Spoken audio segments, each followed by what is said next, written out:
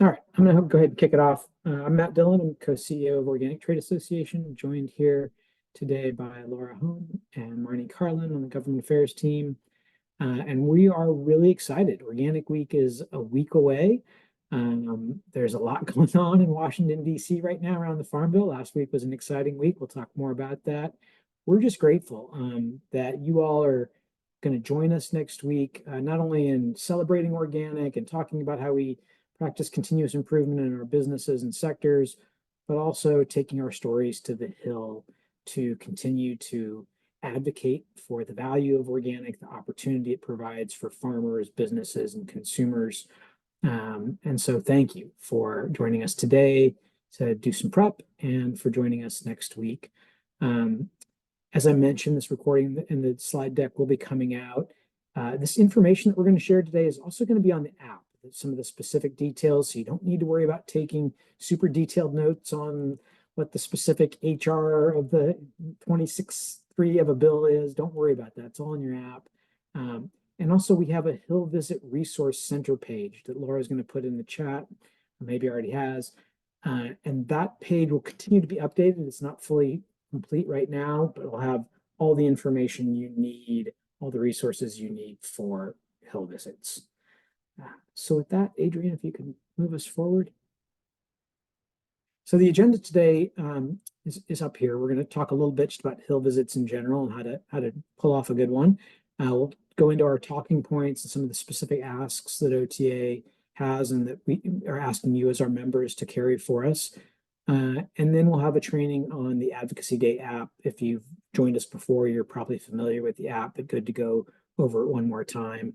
Questions are going to be broken up. We're gonna before we go into the advocacy app training, we're going to do a little Q&A, and then we'll do one again at the end of the Advocacy Day app. If something is really burning or you're super confused, feel free to go ahead and put the question into the question box. And if we can, we'll keep an eye on that, and we'll try to answer just in the flow of the conversation if at all possible. Okay, next slide. Oh, and with that, I'll hand it off to Marnie. Yeah, hi. It's great to be talking to you all today, and it'll be great to see you here in DC next week. I wanted to share a little bit of background on Hill visits, why they're important, and what to remember. I think for a lot of you, this may be old news. You may have done this many times before, but it's always good to have a refresher. And if we've got any folks who are new to visiting the Hill, I'm hoping that this will, ease some concerns or some nerves, and get us all ready. So why do we go to the Hill? We do this to share our story and to ask policymakers to support initiatives that promote, protect, and grow organic. This makes an impact, and sharing our individual stories makes a real impact, much different from the story that we all can share who live here in DC, who advocate on your behalf. It's really, really valuable to connect these policy issues with personal stories back in folks' districts and home states. And so that takes us to sort of what are we trying to tell folks on the Hill? We're really trying to make personal connections. Members of Congress and their staffs want to hear your story. They want to know how organic impacts people in their districts and in their states. So while it's great to review OTA's talking points, which we're going to go over later in this presentation, and which will be available in all of the various resources that Matt pointed out, it's most critical to remember to connect that back to your personal and business story. So if you have a footprint in a member's district or state, and what I mean by a footprint is if you have employees, facilities, sales, relationships with suppliers or co-manufacturers, if there's anything in your process in your business that touches that member of Congress's district or state, you want to sort of mention that and bring that out to them to understand why it matters. We'll also be talking about how the policies that we're supporting affect you and your business. And it's always important to bring it back to the policymaker's district or state. Why should they care? When in doubt, keep things simple and concise and on message, and focus on ensuring that you're connecting the asks again back to your personal story. So a couple of little logistical details. Our team is pulling together your schedules of meetings, which will fall between 9 and 5 on Thursday, May 16th. More to come on all of that. We're going to schedule folks for a maximum of 5 meetings per person, unless you have otherwise requested. And stay tuned for those schedules to come. Adrian, we'll go to the next slide. Before you do, Marnie, one just quick comment as far as the reminders go.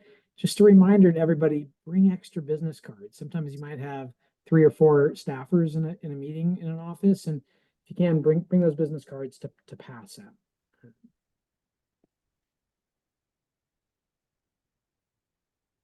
Awesome. So we'll talk about a few more general tips. Advocacy might be a scary concept at times, but it's really just telling your story to people who make policy or people who can impact policy change. So when in doubt, just remember you're telling your story, why organic matters to you and why these policies would matter to you. One of the things you can do at the beginning is find out how much the staff member or member of Congress you're meeting with knows about organic, and then meet them where they are and bring them along. Get them excited and tell them something they didn't already know about organic.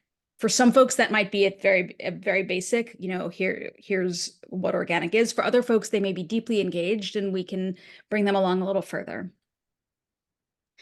It's also important to tailor your message to your audience. So this means thinking about how the asks impact the member of Congress's district or state. It also means thinking about how organic can fit into some of the other priorities that are important to that member of Congress. So, for example, in Democrat offices, you may find that they're swayed by discussion of how organic is climate smart, and how federal investment in organic agriculture can have a multiplying effect. In Republican offices, you may find that they might be swayed by the business case for organic, including price premiums for farmers, and that businesses and farmers voluntarily choose organic when they believe it makes good sense for them. Across all offices, you may find that descriptions of how organic creates rural economic vitality and offers consumers choices at the grocery store will really resonate. Remember that each meeting is probably only going to be about 20 to 30 minutes. And so try to stay on topic. And if you find that there's a point of contention between members or their staff and you just move on to another topic. No need to sort of argue with folks. We can find areas where we can have constructive and productive conversations. If a member or their staff asks a question that you don't know the answer to, that is fine. Or if they want follow-up on some things, just let them know that OTA staff will reach out to do that follow-up or to answer that question, and then make a note of this in the Advocacy Day app. Again, Laura's going to go through all the details of that later on in the presentation. And with that, we'll move on to the next slide. So yeah, as you heard from Marnie, the specific stories of your businesses and the impact of organic in your communities and in your supply chain are very important. Personal stories do create that emotional interest and curiosity, and we want these offices to learn something about organic, but also have curiosity to want to learn more about organic. So it's that emotional impact matters. It's also important at the same time that we have a shared message, almost like a rhythm that's underneath all of our stories. And that rhythm is really driven by some of these points you see on this slide, that organic continue to be a strong and growing industry, offering opportunities. It protects resources in the natural environment. It's good for farmers, good for families, good for farm workers, good for rural communities and our economies, and that it shows up in their districts. It shows up in their states or in the districts they represent. There's also that consistency, that background rhythm of what OTA and our members are asking for in the Farm Bill. So staying on point with these specific asks. We're going to talk more about those in just a second, but first we're going to go a little bit into the mechanics of a Farm Bill. So just keep all this in mind. Important that you tell your specifics, personal connection, and to keep this kind of rhythm of consistency where we're all kind of staying on the same page with some of these key highlight messages. And with that, I'll pass it to Marnie to to talk more about the mechanics of what makes up a farm bill and its complexities, as much as we can do in a few minutes. You could move on to the next slide. Absolutely. Oh, and I think I've lost my notes, but we are going to do this from memory. Yeah. I know how this works. So Farm Bill. What is a Farm Bill and why does it matter? So Congress passes a Farm Bill more or less every 5 years, give or take. The goal is every 5 years. And I wanted to talk a little bit about how that process works so we can understand where we are in the process and what we mean by different priorities and marker bills. So the Farm Bill sets the agenda for agriculture policy, USDA priorities, and spending levels. And it's made up of priorities that were in past Farm Bills and also new priorities.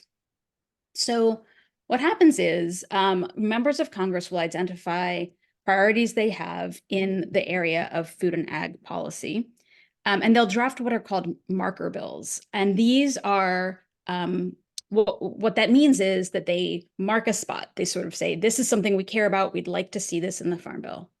Those marker bills generally aren't, there generally isn't a path to passing them individually, but it's sort of marking that spot that this should be included in the Farm Bill.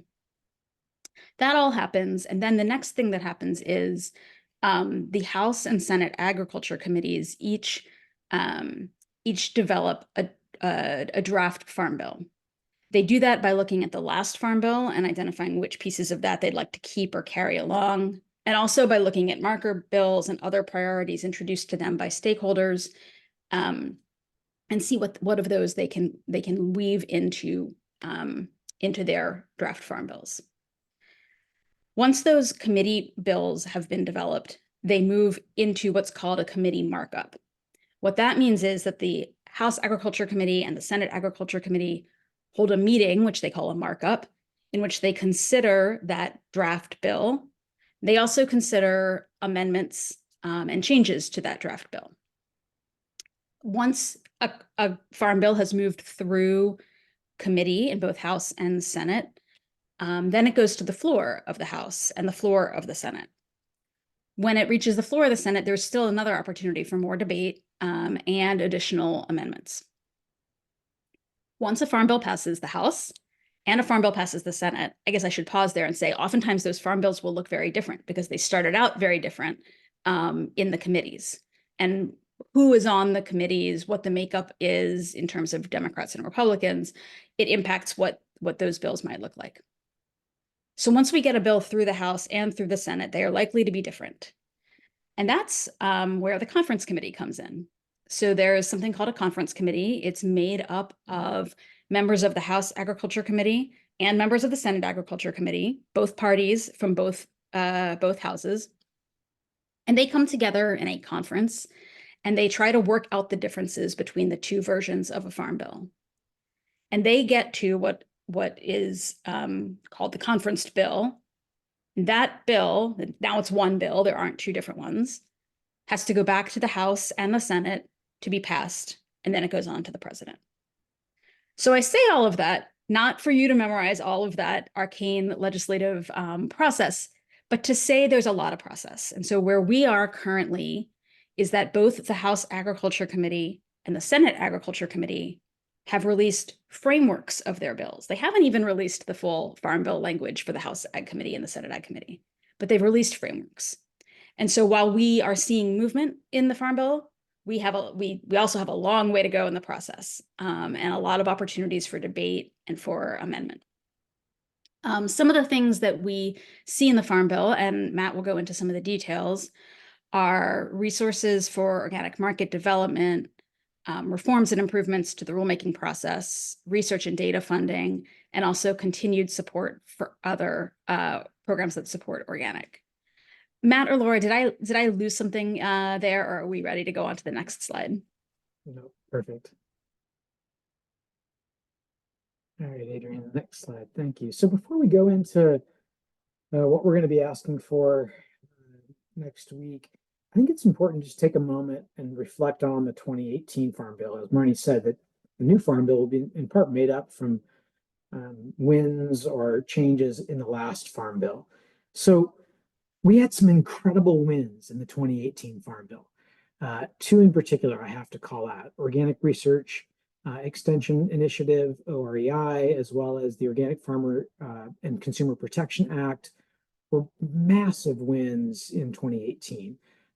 I think most of us working on organic policy couldn't have imagined organic getting to $50 million in mandatory funding, annual funding for organic research in 2014. Like it was inconceivable. And yet we pulled off a major victory in 2018. Similarly, the Protection Act helped lead to the strengthening organic enforcement final rule and create important changes to protect organic integrity. And I point these out because sometimes Farm Bill asks seem like almost impossible dreams.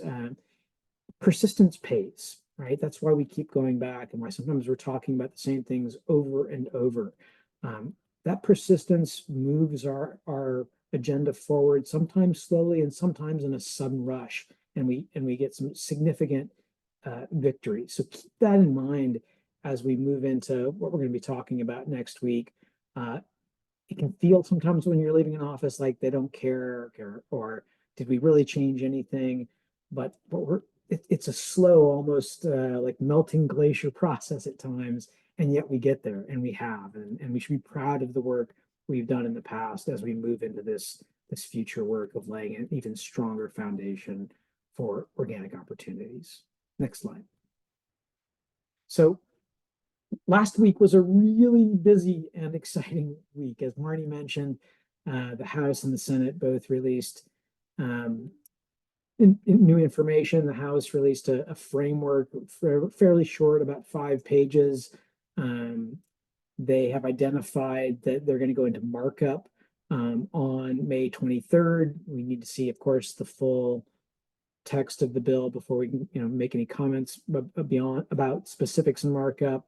But generally speaking, it was a pretty quiet bill for organic. It had some increases in funding for the program and for data, for cost share, but did not have any of our big asks represented whatsoever. In the Senate bill, what was released was a much more robust document, 94-page document, and there were some significant wins for organic. So $50 million is kind of a magic number. It makes funding be mandatory. It doesn't have to go through appropriations year after year. And the Senate framework, we saw $50 million for the organic market development funding. Now, as you all might remember, the secretary last year announced $75 million in funding. It was a one-time funding. We recognized that $75 million was great, but that we needed more. There was $218 million in asks in the first round of RFPs. And so we've been working with Senator Baldwin on the Organic Market Development Act. It's a great update to see it in the Senate version at a $50 million level. The Senate framework also has some components of CHOW. It's not everything we've been looking for in CHOW, but certainly some significant improvements. And then there's improvements for organic dairy data and research as well. So let's go into those with a little more specificity. Now, and before we do, though, before we go to the next slide, I'll just say, expect to see a lot of posturing in politics in the media in the coming weeks, right? Both sides, both the House, both the Senate, both the R's, both the D's, they're all going to be posturing in different ways about why their approach is the right approach, and that they have the concern for the American farmer and food security in mind. That's typical. I think what we're trying to do is stay as consistent as possible in our messaging and try to move towards alignment with both sides of the aisle and in a bicameral way with both the House and the Senate. So there'll be a lot of drama in DC when we're there. We're going to be the steady drumbeat of why organic matters. So next slide.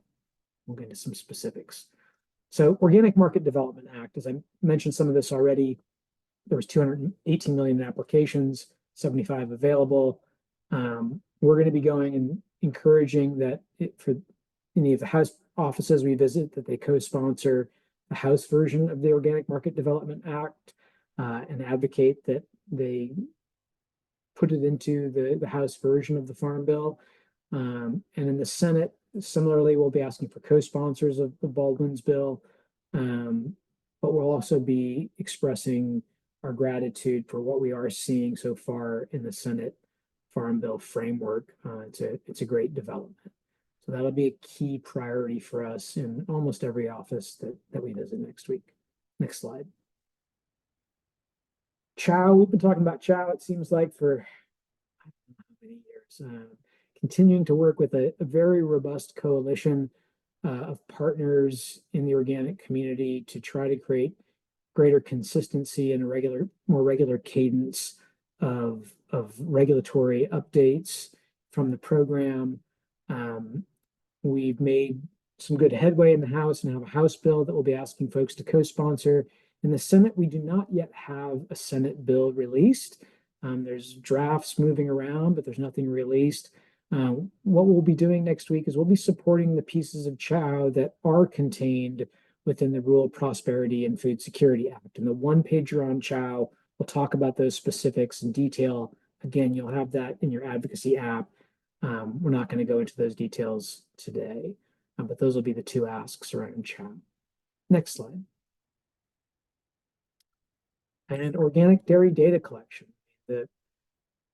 This bill is one that's important. Dairy producers need data and information on costs of feedstuff. They need to understand where the marketplace is so they can make good decisions about expanding or contracting their production capacity.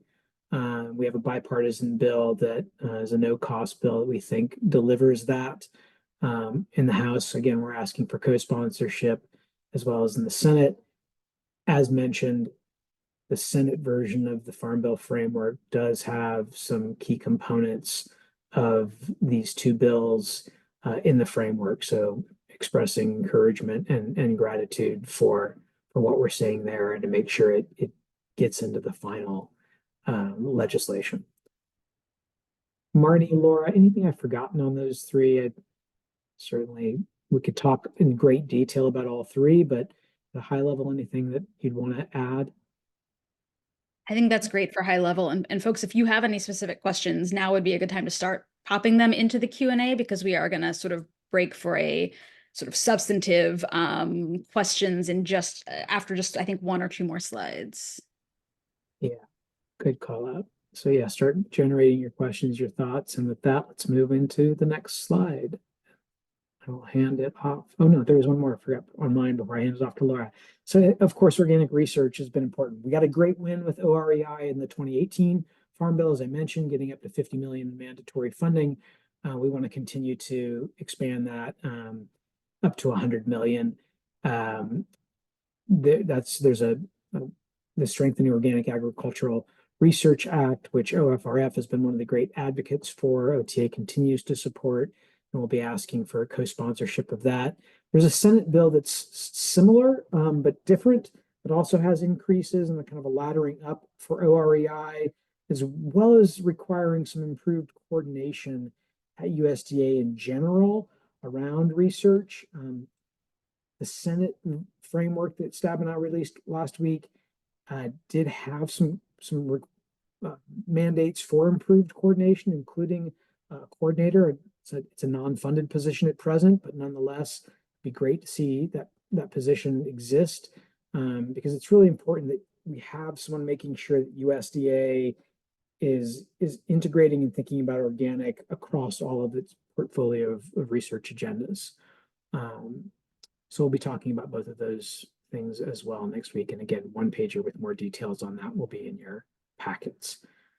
And with that, I will hand it to Laura for one more slide before we move into answering some of y'all's questions.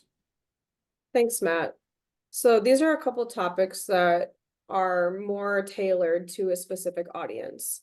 The House Organic Caucus is, of course, only for House members, and appropriations, well, everybody technically will weigh in at some point, is something we're really going to focus on just with appropriators.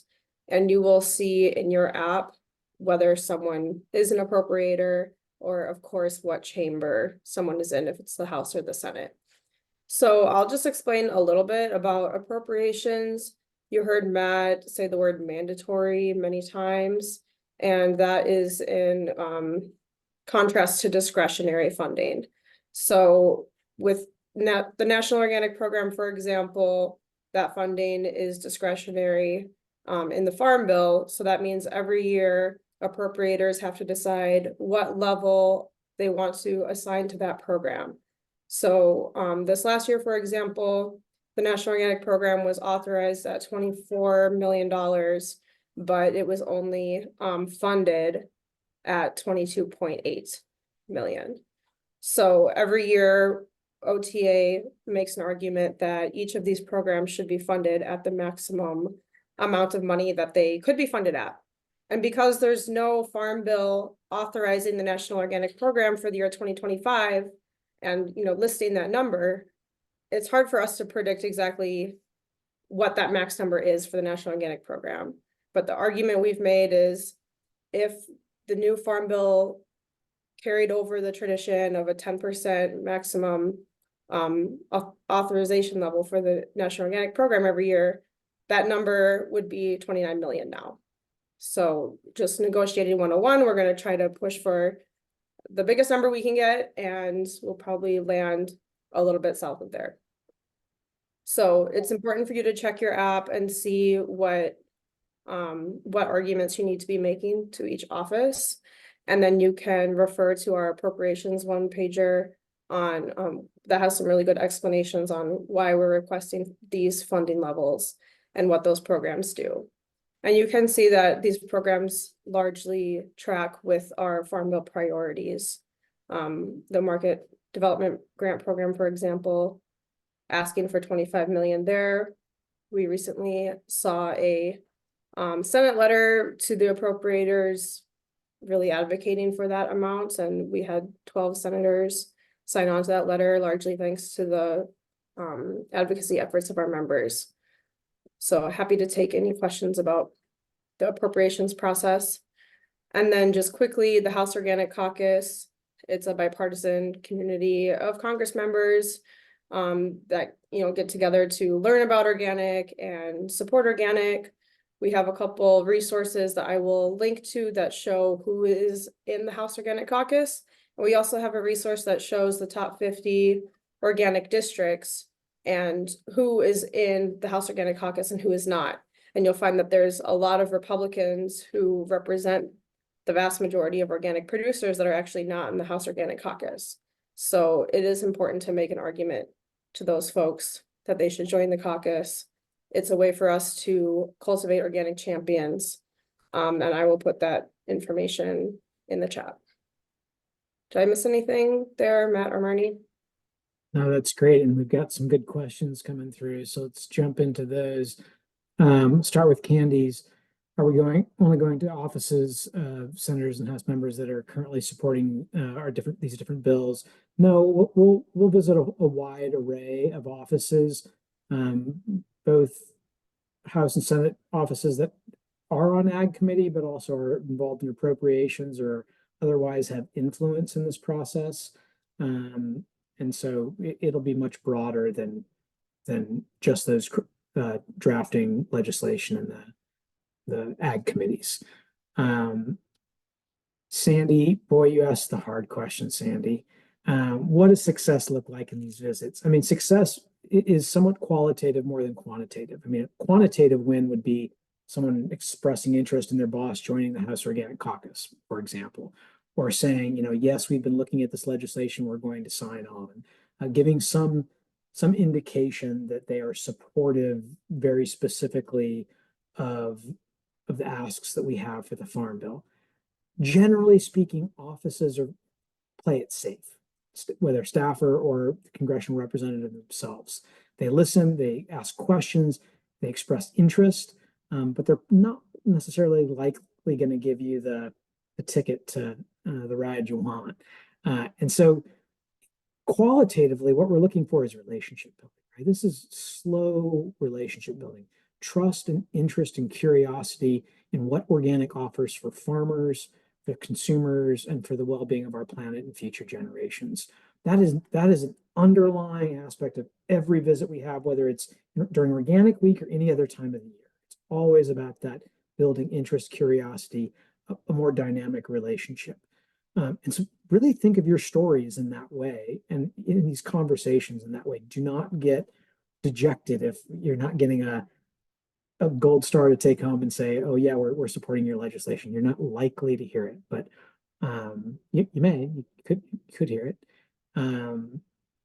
A win could also look like someone saying, hey, it's great to learn about your facilities and in my district, I'd love to come out and visit. Can you connect with our staff, or for like those kinds of expressions of additional interest? Do you ever have field days? Can we visit?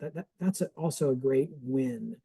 As far as avoiding mistakes, I think the biggest mistake is not being prepared. Honestly, it's make sure that you have your numbers on employees, anything you can share about the size, scale, and impact of your business, and how it impacts the districts that in the states that they represent.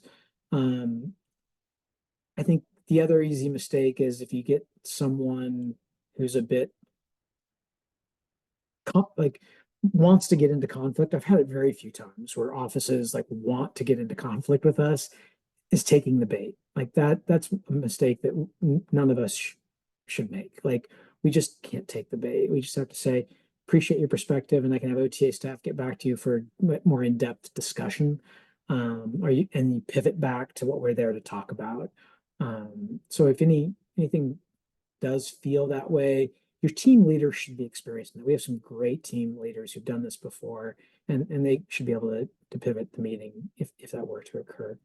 Other than that, the biggest mistake is not having a lot of fun.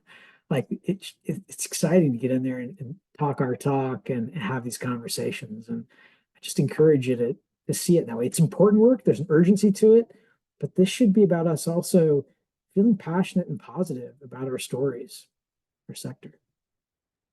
Bob Quinn, go ahead, Marnie. Sorry, I was going to say one other thing to mention, and Matthew, I think you hit the nail on the head, and I hate to say something else after you said have fun, because that is the key. But I think there will be times when you may have a meeting scheduled with the member of Congress or the senator, and then their schedules may get jumbled on that day, and so you may end up finding yourself meeting with a staff member. And I just want to make the point that while I know that can be disappointing, it's really important to recognize that the staff members are very important contacts and conversations as well. They have their boss's ears, and they will share what they learn from us with their bosses, and they'll share it with their own sort of perspective and how they had that meeting, right? So while I really do understand that sometimes it can be disappointing to move from having a meeting with a senator or a member of Congress to a staff member, try as much as you can to view that as just as much an opportunity to win a champion and to get somebody excited about organic, because it really is. Cool. Yeah, and Laura, Marnie, please, I'm jumping in on these, but interrupt me at any point. Bob, is it too late for you? Bob, it's too late for you, for sure. No. If you do have a specific request, please send it to Marnie and Laura ASAP. I can't make any promises. We've got a lot of meetings locked in, and we're still doing some finalization, but everyone, I think, filled out a form for the day with their info, and we're trying to build meetings based off of what you've already shared with us. But if there's something else to share, please get it to us as soon as possible. And please understand if we can't get you in every meeting you want when we're just juggling everyone's schedule. We're also really trying not to overtax people. In the past, there have been, when I wasn't staff and I was a member, I had work advocacy days where I had 9 office visits, and it's too much. It's too much for anyone. So we're really trying to keep it to 5 if at all possible. And to that point, that takes us into a question from Ashley about if we want more than 5 meetings, who should we let know? Ashley, let me and Laura know, but I echo everything that Matthew just said around juggling and schedules. And we'll do our best, but we're trying to make sure that we keep everyone happy and at the top of their game when they're having these conversations. But yeah, let us know. Elizabeth, on your question about when will the talking points be uploaded, so some of it is already on that resource page that Laura put into the chat. That'll continue to be updated between now and Tuesday. The advocacy app will also just be updated kind of on an ongoing basis between now and then. I don't know, Laura, Marnie, do we have an exact date when everything will be up? I mean, by Monday. But we've, things, listen, one other thing to say, there's a lot moving right now in on the Hill, and we may add some talking points, or something could change, and we could shift a little bit. So be prepared for that. And that's why we're going to get to the app in just a second. It'll be good to keep your eye on it, because meetings shift, issues shift, conversations in the Senate and House shift. So, or Marnie, anything else on Elizabeth's question on timing? Nope. Okay. Oh, one other thing. All those resources will also be on that resource page resource center that I believe Adrian just added into the chat. Some of it's already there. More content is coming soon. We're going to be regularly updating that as well. So the question on organic market development appropriations versus Farm Bill. So we're trying to get authorization in the Farm Bill so that the organic market development program is embedded and authorized for ongoing funding moving forward. That's the legislative approach. Let's assume that we don't have the Farm Bill doesn't come together this year. That's very feasible. Like, it could and it could not. It could end up getting bogged down, and then we move quickly into like a really accelerated election cycle, and then a lame duck Congress after the elections, and then they have to do a new ag committee, and we start the process not from scratch, but we have to rebuild. We might not have a Farm Bill until late 2025. It's possible. Meanwhile, there's an annual appropriations process, as Laura mentioned, and there's an opportunity for us to get funding for organic market development through appropriations. It's not authorized. It certainly wouldn't be at that $50 million level probably, but there's an opportunity for us to advocate for that. So we're asking for both. We're saying we want it in the Farm Bill, we want it authorized, and we want it in appropriations. It is a safety net and insurance policy, I suppose, to some degree. I don't know, Marnie, how would you describe that any differently? It's kind of playing two parallel paths because we don't know which path we're going to be on. Yeah, it's a belt and suspenders approach, really. And I think Matt's exactly right that appropriations generally happens every year. Farm Bill can get bogged down. Appropriations can get bogged down too. We saw that happen earlier this year. But it's it really is just trying all of the avenues to ensure support for our programs. Okay. Why do other appropriations asks not reflect a percentage increase from prior years? Part of it is political reality. We're dealing with a Congress that wants appropriations to be flat. If you ask for something, you're going to be asked to trade something else off. So if you're asking for more in one area, they may ask you to take cuts in another. We're particularly focused on the NOP increase. Feel like, especially with SOE and organic livestock poultry standards rollout, we need to make sure its program is well funded.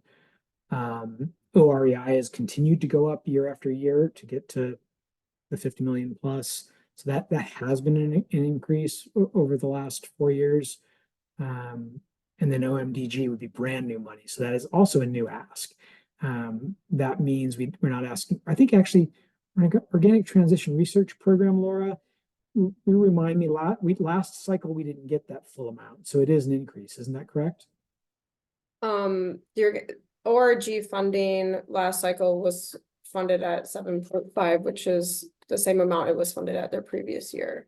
Yeah, so that is an increase. The request for 15 million from what actually happened the last time around. Yeah, and also an increase from what we've asked for in the past. We've traditionally asked for 10 million. Now we're asking for 15 million because the maximum award amount was increased. And so that means even less awards are given. It's even more competitive. And more information about that is in the appropriations one pager that you can find on our Hill Visit Resource Center. Yep.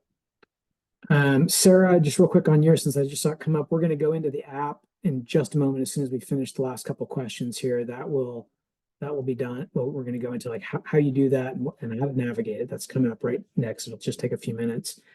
Hobbs, we try not to bash conventional in these meetings because we never win when we do. We just don't. We can talk about other program areas. So for example, Amy Brook, who's our chair of the National Organic Standards Board, pointed out to me that right now organic programmatically gets about the same amount of money as hemp does. And we're a lot bigger and have a lot bigger impact in the economy than hemp. And yet we're funded at about the same amount. So sometimes we might throw those kinds of comparisons out of like, hey, we're not where we need to be given the size of our sector, but we're not going to get into bashing, an ethanol program, for example. We will never win doing that. So it's something we would encourage you to not communicate those kinds of messages and just stick with what's positive about organic. We'll win the day doing that. I think there's other places for doing that, Hobbs, but it's not at this meeting. So a couple of attire questions. Marnie, you want to answer it so far? It's for the Philippa's, and I'll answer Jonathan. So I don't know, gender-based, kind of silly, but Either way, I don't know how to describe clothing very well for women. I guess I would say, and Laura, please feel free to add your perspective as well. Look, I think business casual to business makes sense. Whatever works, whatever feels authentic to you. It's really important to feel. I think it's really important to be yourself and to feel authentic. And so you'll be meeting with staffers who are likely to be and members of Congress who are likely to be in business suits. That doesn't mean you need to wear a business suit if that is not authentic to you. Business casual would be fine. Comfortable shoes is always my key. The walking across the hill can be a lot, and the floors in the buildings are really hard and uncomfortable. I know that's a silly thing, but they really are. So comfortable shoes are important. We're going to do our best to try to manage your schedule so that you're not walking back and forth, but it's going to happen. But Matthew and Laura, anything more on that? Yeah, I totally agree with what you said, Marnie. I think it's important to feel comfortable both in your attire and with your shoes. The shoes are super important. And keep in mind, the weather in DC at this time of year can be very toasty. Tomorrow it's going to be 90 degrees. I'm not looking forward to that. And it's very humid when it's all the time, and especially when it's hot. So when you're looking to dress business casual or even more, like think about, walking across the hill in a jacket. Maybe think about layers too. Yeah, Genevieve is absolutely right. It's okay to look like a farmer when you're repping farms. Definitely. If you are comfortable wearing a sports coat or again business casual, go for it. If not, it's okay. Totally okay. You'll see some of us in suit and ties. I do it because I like to wear a suit and tie. All right, so I want to keep moving through these and get to the app. Easiest one first. There's no offices that I'm aware of that are requiring masks. You may see some staffers wearing them, but there's none that require it. And I've never seen any offer. So if you have concerns, you absolutely should be bringing a mask. I guess I'll also say this. I forgot in the last thing about attire, two things. Portable, a little small umbrella is nice to have. And then two, on shoes, got me thinking about mobility. If you've had a recent injury or you just have mobility issues in general in any way, please make sure that we know that. So we're looking at timing of meetings if you're not going to be able to get back and forth to offices in time. Okay. Let's see.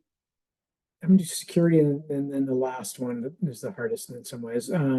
Is there any other security we need to be prepared for? Restrictions on bags? I don't think we're going. Don't bring any guns. There's so I can pop in, Matt, if that helps. There's so the buildings do have metal detectors. So you're gonna walk just like at the airport. So you're gonna walk through a metal detector and put your bag on a belt. Whatever the word is for the for where you put the bag. you know, but you can bring your phone, you can bring a bag, you can bring all these things. There is a very, very, very small chance that if you wind up with a meeting that winds up being in the Capitol itself, that's a super small chance.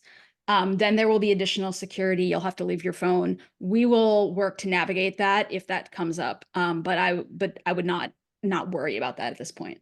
No, and if there is one, you can't bring in food, you can't bring in water, but it happens so rarely, so I wouldn't worry about that. I would just say this: if you know you have a belt that always goes off when you go through the metal detector at the airport, just be taking it off as soon as you enter the building. And it's a great reminder, Sarah, that try to get to these meetings a little bit early, because if suddenly there's a big group waiting to get through security, it can really slow you down.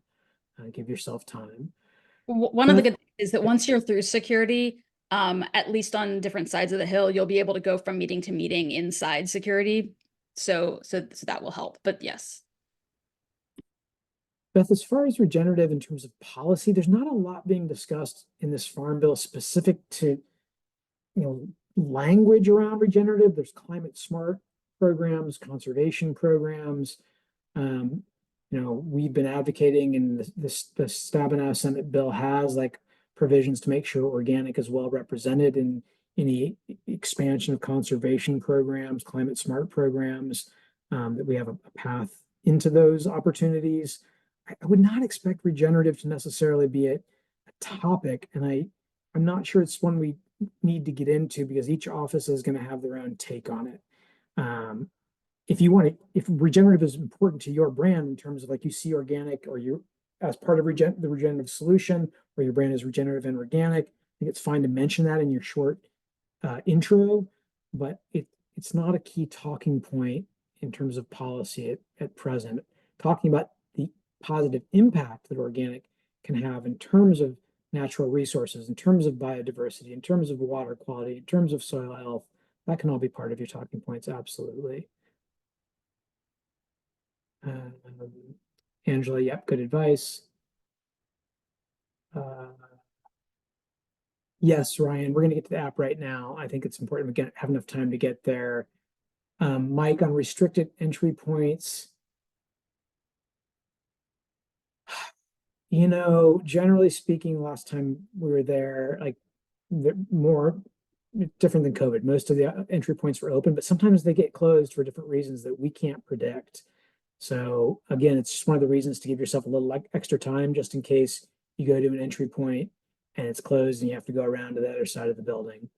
It's impossible for us to predict. And some of them are open at only certain times of the day. So you might use one at one time and then come back later and it's not open. Yeah. Okay, let's get to the app, because there's questions there, and make sure there's enough time. And I think a lot of folks are gonna have to leave at the hour. So Laura, why don't you jump in with app info? Sure. So I'll also say that there's a much longer version of this slide deck in the Hill Visit Resource Center. And also I will be on site at Organic Week leading up to Advocacy Day. And you can always come up to me with your phone and say, what is this? So let's go to the next slide. So downloading the app, you will receive an email from Advocacy Associates. Maybe some of you already have, I'm not sure. But make sure you check your spam and junk folder for that. You should have received this email at least by Friday, and we will be sending out an email on Friday with a lot of information to make you feel more prepared for Advocacy Day. So you don't have to remember this, but you will be reminded on Friday to download the app. There's instructions in the Advocacy Day email on how to download the app. Again, make sure you check your junk folder for that email coming from advocacyassociates.com. That's the company we're working with to schedule all of these Hill meetings. So let's go to the next slide. So just open up the app. You want to allow notifications so that you stay up to date with what's happening during Organic Week. You can always delete this app after the event is over. Do allow the location while you're using the app. It will help the app know what time zone you're in, so that it can show you the meetings in an accurate time. Then what you're going to want to do is type in Organic Trade Association in the search bar. choose OTA, and it will generate the content for this year's Advocacy Day. Next slide. For people who have done this before, last year and the year before, I think even the year before that, you should be able to log in with your information from previous years. If you have forgotten your password, you can just use your email to reset it. Otherwise, set up an account, check again for a verification code in your email. Next slide.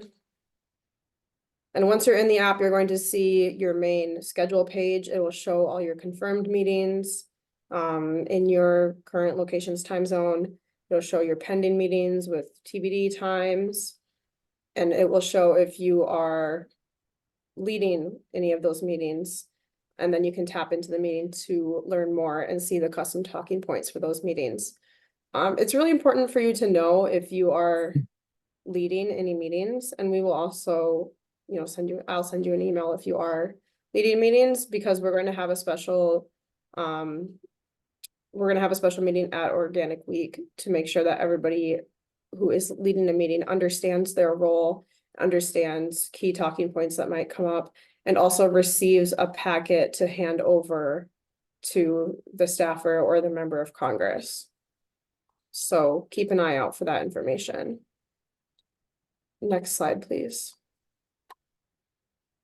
So when you click on a specific meeting, it'll show the rep, it'll show logistics about the meeting. You can see where the meeting will be. Make sure that you allow for enough time to get there and to get through security and to find the room that you're in. It can be confusing, even to make your way around each congressional office building. Next slide, please. There's even more specific information about each meeting. We should be able to tell in here whether somebody is, like I said earlier, an appropriator. We should be able to tell here if someone is on the Agriculture Committee. We should be able to tell if someone is a co-sponsor of one of our priority bills. And you should also look at the other people who are attending the meeting. I talk about that a little bit in the Advocacy Day 101 resource that Adrian shared in the chat, but I think it's really important for you to look at the meetings you're doing on Thursday and look at the people that you're doing meetings with and try to make a connection with them before you get to the Hill. This is a great opportunity for you just to have a good reason to start a conversation with somebody maybe you haven't met before. And in general, it's going to make you feel more confident going into those meetings. It's going to make you feel like you're entering the meeting as a team and not just as a group of people who just know that you have organic in common. So next slide.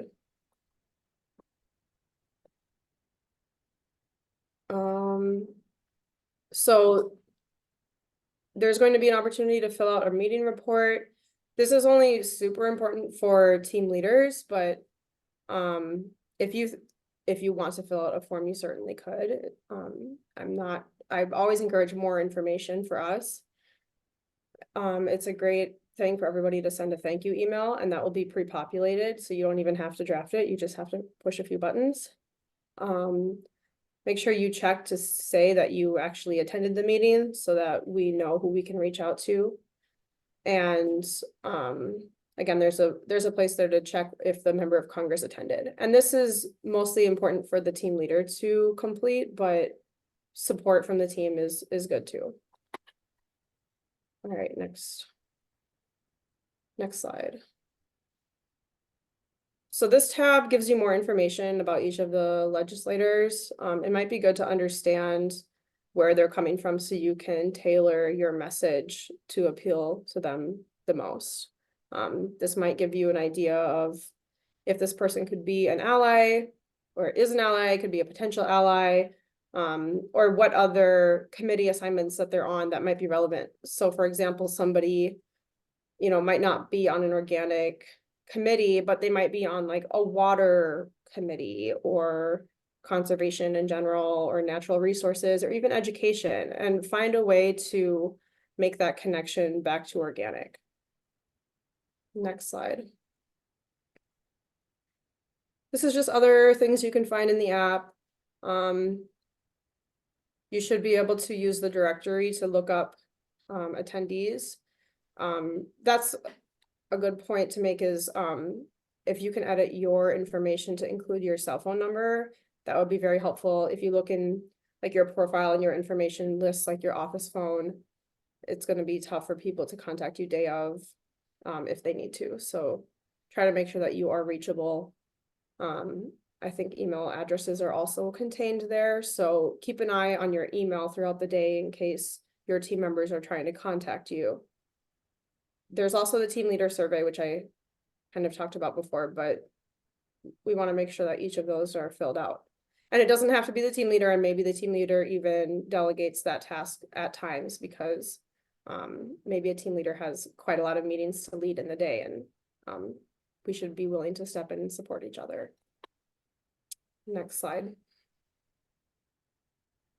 So again, we talked about this before, give yourself time to get through security. It's not as intense, security as it may have been like in 2021, or 2022, but there's, still the concerns we talked about earlier. Meetings can last 15 to 30 minutes, but you do have to keep an eye on the time and think about where you need to be next. We want to really have quality conversations, but make sure that we're all staying on point and we're making sure everybody has the opportunity to speak and make the asks we need to ask.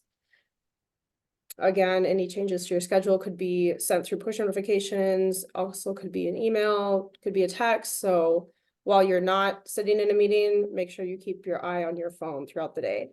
And the Hill Visit Resource Center page will continue to be updated as the day gets closer. So that's our last app slide. And if you have any questions, you can email. Adrian, go to the final slide here. Yeah, questions, bring through, but also don't have time today to answer questions or question comes later. Just reach out to us and we'll do our best to answer. And again, we'll be there next week during the day. You can pull us aside. We'll have a special, we have like, I think, Laura, like an Ask Me Anything around organic, around policy. Is that right? Yeah. So there'll be other opportunities to have conversations about some of the specifics that we just brushed over very broadly today. I'll also just finally say you don't have to be deeply knowledgeable on all of the intricacies of these bills. It's about the top line of positive impact they can have to grow organic and better serve organic producers and businesses and the planet. So don't worry about cramming through the text and being the technical expert. That's what staff here with me today are for and what others are for. We just need you to talk about that top line, the value of the work. Okay. Any questions on the app though before we close out for the again, we have 15 minutes, but if we can let everybody go at the hour, and I know some folks have to go, all the better.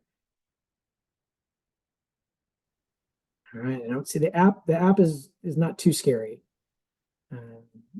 Hey, Katie Wade, good to see you on here. It's been a while. All right, well, thanks everybody for attending today.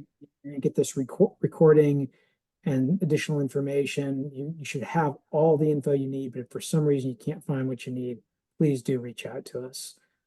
It's going to be a fun week. It's a record-setting crowd. We're at like 340 people for Organic Week, something like that. It's one of the largest ones we've ever had. I think the largest. It's a great location. We've got Loop the Lincoln. If you haven't registered for Loop the Lincoln, register. And let's have some fun, celebrate, and do hard work to expand our successes into the future. All right. Be well.